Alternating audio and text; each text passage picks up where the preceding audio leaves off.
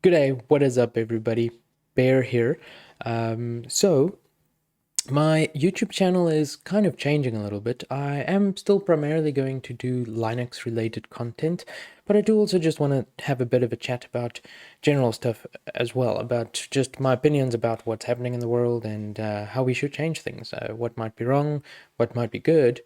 Um, so if you interested in more of that content, please do remember to hit the subscribe button. It helps the channel out a lot. Like, comment, subscribe, unlike even. Literally just voice your opinion. Tell me in the comments below what you think. And yeah, let's get cracking. So today I watched this Star Talk special edition with Neil deGrasse Tyson and his guests. Um, and they have a researcher here talking about AI. And towards the end, you can see here I'm actually there now in that section. It says changing school around technologies. Already with schools, there is a lot of workshops. Integrating AI into the classroom, how to spot AI when the kids use it to cheat, and all sorts of stuff. Now, I'm no longer in the classroom anymore. I tutor and work one on one with kids. By the way, Ko-Fi page, I'll link it in the description below. Please go check me out. Do consider supporting if you just want to support people putting stuff out for free. Most of the stuff there will be for free in terms of the video tutorials, and the video tutorials will not be your traditional tutorials. It's more about me kind of looking at key issues and explaining what oftentimes goes wrong in the classroom and how teachers can or tutors can actually try and correct for that. Or if you're a student watching it, you can become aware of those issues, and hopefully that will help you in your maths journey to not make those mistakes and to think about understanding, not just being able to follow steps. And here in this here video on Star Talk, they were talking about how schools currently are very much still in that whole sort of focused on your grades, focused on your an A or a B. And as a teacher back in the day when I used to still be with the public school, um, it was quite striking how even your top class, your top students, like best performing students in the school, they are so focused on just passing that test or just passing that exam. They study for the exam. They're studying for those grades. They are not studying to improve themselves or to increase their understanding. Some kids, they're literally in the top 20% of achievers in school in terms of mathematics. In my case, it's mathematics. And when they have two difficult numbers being multiplied together, something that's not quite, easy to just quickly do on the fly in your head, they still type the negatives into the calculator. I was telling them the other day, it's like, that two negatives when multiplied cancels out to give you a positive. Why are you going through the extra effort of inputting a negative and then another negative into the calculator? I've seen situations where they have fractions and the calculator allows you to put it in as a fraction. You don't have to do it as a decimal. And it's a few extra button presses, okay? And it's very easy to mess up the syntax, and then you get a syntax error just to get the two negatives in there. They're gonna absolutely guaranteed cancel out to give you a positive. So why are you going through the extra effort of typing it in? Same people, basic fractions, grabs a calculator for it. These are the top achievers in the school these days. Top achievers are just grabbing calculators. Top achievers want to just ask ChatGPT. It's like, where are we going when our top students are using these technologies? They are no longer exercising their brains. They are no longer, just working for themselves. It's not intrinsic. They're not like, I want to become a better, stronger, smarter human being. They just want to get the grades and be done with it. As a math tutor, I see it very often as well, especially towards the end of the year, like right now. We get people who ask for extra lessons, and I'm happy to help out. But every so often I get a student that you can tell they literally just agreed to do extra lessons so that they can tick it off their box. And when they still do bad 6 months down the line, or even 3 months down the line, they're like, you see, Dad, maths is just not for me. I'm not mathematically inclined. Can I please drop can I please drop maths now for another subject? It happens often. So those clients, the moment I realize that the kid doesn't take it seriously, I'm honest. I'll tell the parents straight. Look, kid's not taking it seriously. They're not keen at all. They're just ticking a box by having me come here, sit here for an hour.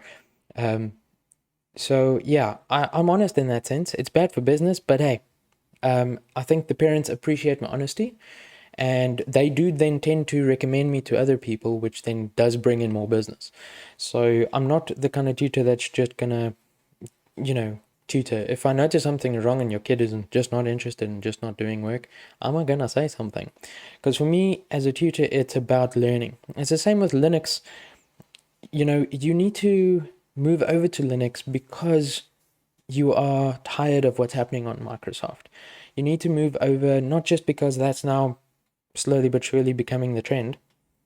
You need to actually say, look, I'm going to do it because it's going to be an improvement for myself.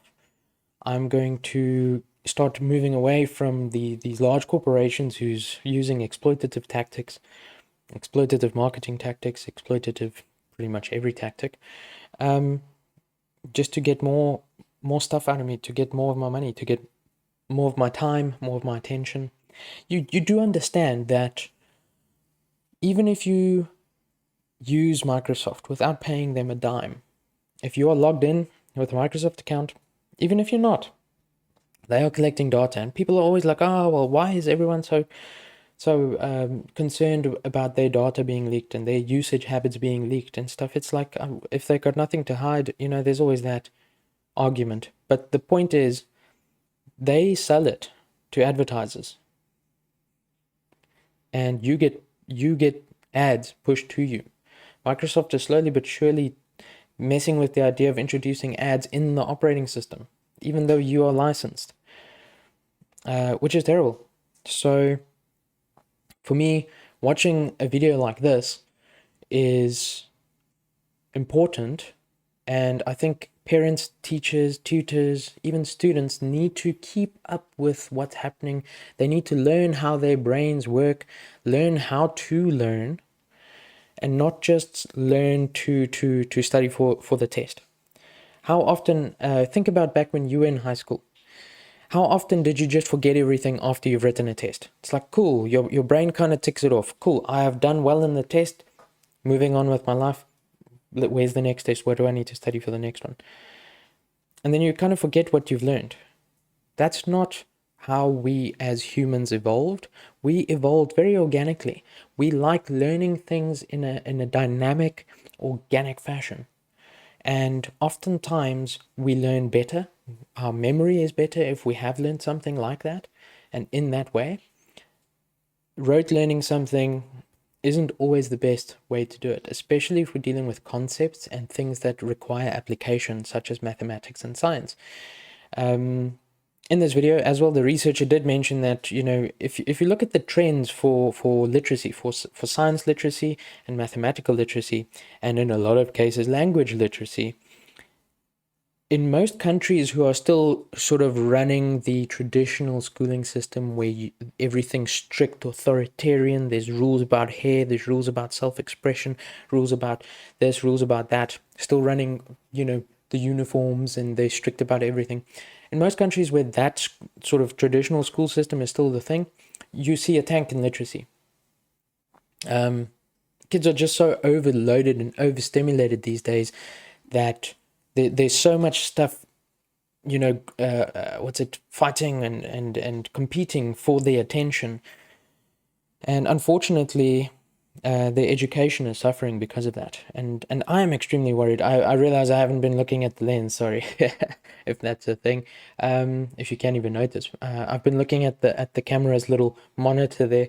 But hey, I digress. My point is, as a teacher, I am worried about the current state of affairs in the education system worldwide, not just South Africa, worldwide. The basic Department of Education, as I like to call them here, really needs to not look at America, not look at like those stereotypically consumerist, crazy countries. They need to look at countries where they've started reintroducing more natural things, reintroducing more plant life, lowering the amount of consumption and vehicles and road infrastructure. Because in those countries, they say, we're going to look out for the people. We're going to go back to how people enjoy things.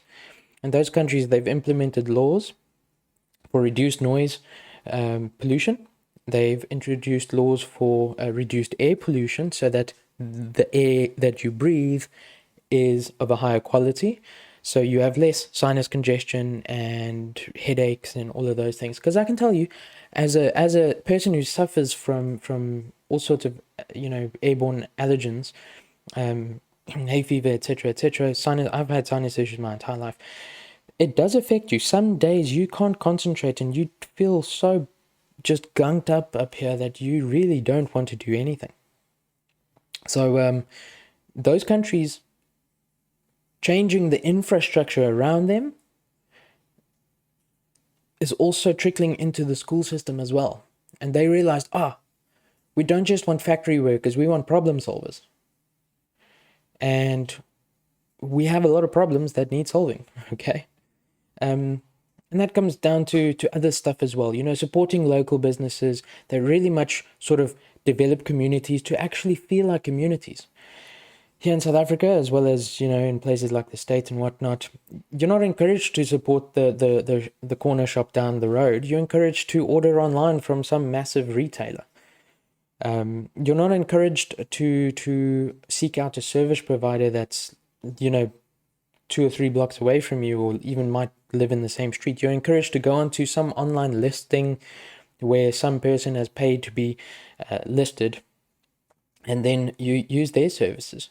So in that sense, the people who are already set up, who's already got the money, who's already got the marketing budgets and everything, they tend to just get more business. And the community that where you live, those people, any entrepreneurs there have a hard time.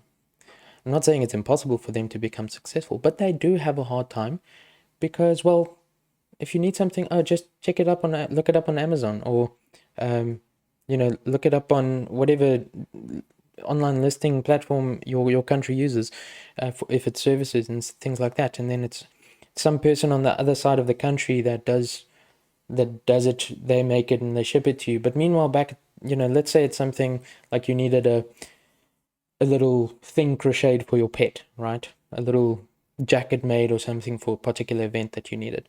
There's probably someone in your community that knows how to knit that would be happy to do it. You can pay them, or you could even exchange services. It's not always that money needs to exchange hands. If let's say, like, I'm a math tutor, and I have actually provided tuition services to other people in exchange for like sporting equipment and other things like that, or service on my bicycle. I have actually done that. And it's wonderful. Just recently, I helped someone out, and when it was my birthday, they helped me out. I got a free tattoo. So yeah, but you'll never get that if all you think about is, I have to look it up online, I have to get a service provider. You need that sense of community. And I do believe firmly that we are moving towards that. And the Linux operating system is going to play a big role in that.